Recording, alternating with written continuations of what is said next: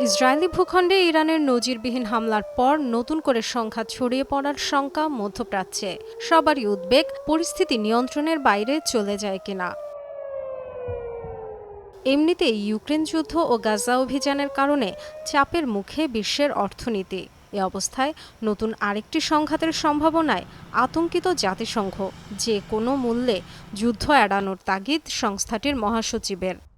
ইসরায়েলে ইরানের হামলার তীব্র নিন্দা জানাই। অবিলম্বে এই বিদ্বেষমূলক আচরণ বন্ধ করতে হবে। একই সাথে মধ্যপ্রাচ্যে বড় ধরনের সামরিক সংঘাত এড়াতে সব পক্ষকে সর্বোচ্চ শান্ত থাকার আহ্বান জানাই। বারবার বলেছি, আরেকটি যুদ্ধের ভার বহনের ক্ষমতা নেই অঞ্চলটির বা বিশ্বের।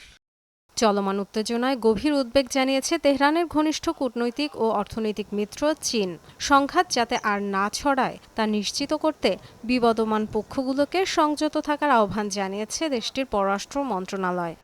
ক্রমবর্ধমান উত্তেজনায় গভীর উদ্বিগ্ন চীন সংঘাত এড়াতে সম্পৃক্ত পক্ষগুলোকে শান্ত থাকার আহ্বান জানায়। এখনই সংঘাতের অবসান হওয়া দরকার।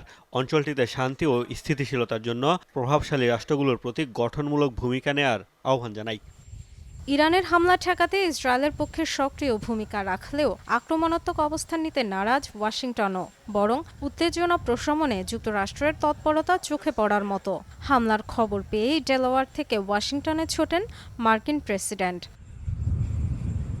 হোয়াইট হাউসে দীর্ঘ বৈঠক করেন জাতীয় নিরাপত্তা কর্মকর্তাদের সাথে। পরে ফোনে কথা বলেন ইসরায়েলি প্রধানমন্ত্রী বেনিয়ামিন নেতানিয়াহুর সাথে।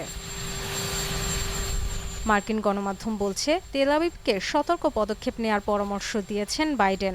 আশ্বাস দিয়েছেন তেহরানের উপর চাপ বাড়াতে কূটনৈতিক পদক্ষেপ নেবে Washington. Dorothy Tasrin, Jamuna news.